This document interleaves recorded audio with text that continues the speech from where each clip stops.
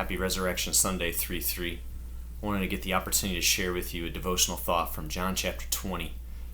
This is in the Gospel of John, where Mary is standing and weeping outside of the tomb. She's already gone and told when she went there early on that Sunday morning to go to the tomb that the stone's been rolled away and it's empty. And so Simon Peter runs down there and takes a look, and John takes a look, and they go away. But Mary stays there weeping. In verses 11 through 13, it says, Mary stood weeping outside the tomb, and as she wept, she stooped in to the tomb.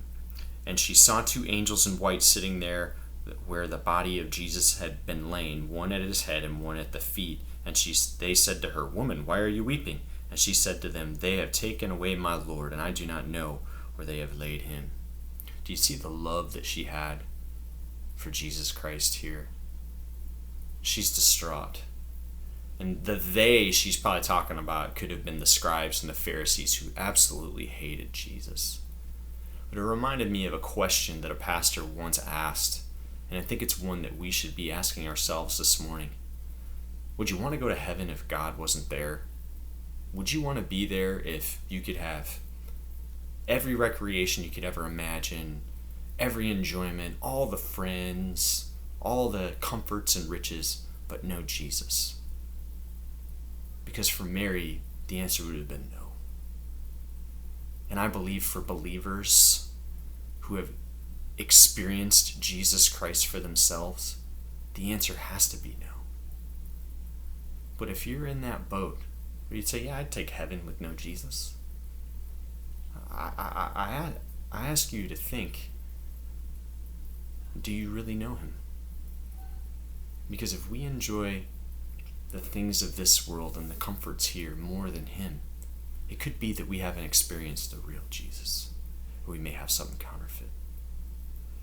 And so something interesting happens. This woman that wants the Lord is going to see him here very shortly. It says in verse 14, having said this, she turned around and saw Jesus standing, but she did not know it was Jesus. And Jesus said to her, Woman, why are you weeping? Whom are you seeking? Supposing him to be the gardener, she said, Sir, if you've carried him away, tell me where you've laid him, and I will take him away.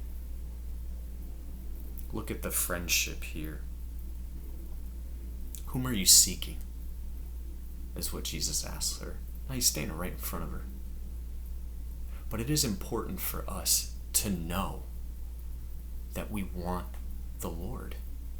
See, you can't have a desire for the Lord unless God comes and opens your eyes. As Jesus described to Nicodemus in John chapter 3, the wind blows where it wishes.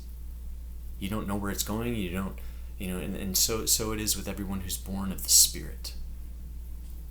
That it's God has to get involved to open up your eyes to be able to believe. Jesus said in John 10, My sheep hear my voice. I know them and they know me. And I give my life for the sheep. And you'll see this come to life here in this next verse. Because she says that, and in verse 16, Jesus said to her, Mary. And she turned and said to him in Aramaic, Rabboni, which means teacher. Mary knew it was Jesus, not by the way he looked, but because he called her name.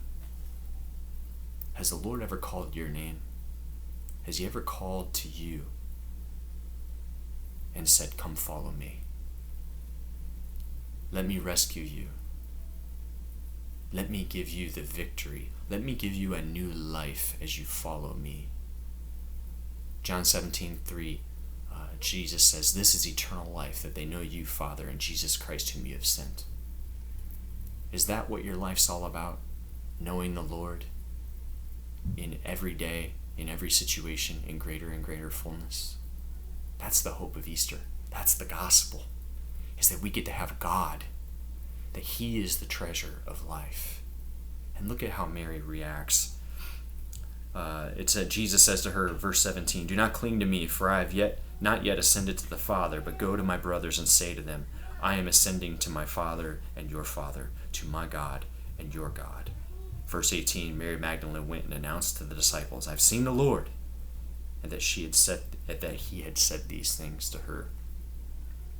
We embrace Jesus Christ with love when we declare Jesus to a world that needs to know him. It is the way that we embrace him. Do people around you and your family, in your barracks, in your neighborhood, in your squad, in your shop, do they know you as a lover of the Lord? Do they know anything about him because of your presence in their life? If you're a believer today, that's your call. That's your way to embrace the Lord. So if you've drifted from God in your life, let it be this Easter Sunday, this celebration of his resurrection today. May this be the day that you turn to him and you seek him and you make him your God again in a fresh and new way. Enjoy the rescue from sin that he has given to you. Enjoy the promise of the inheritance that's awaiting for you when you breathe your last breath and you go to be in his presence by faith. And embrace the mission that you have to declare him to a world that needs him. Amen. May the Lord bless you today as you celebrate his resurrection.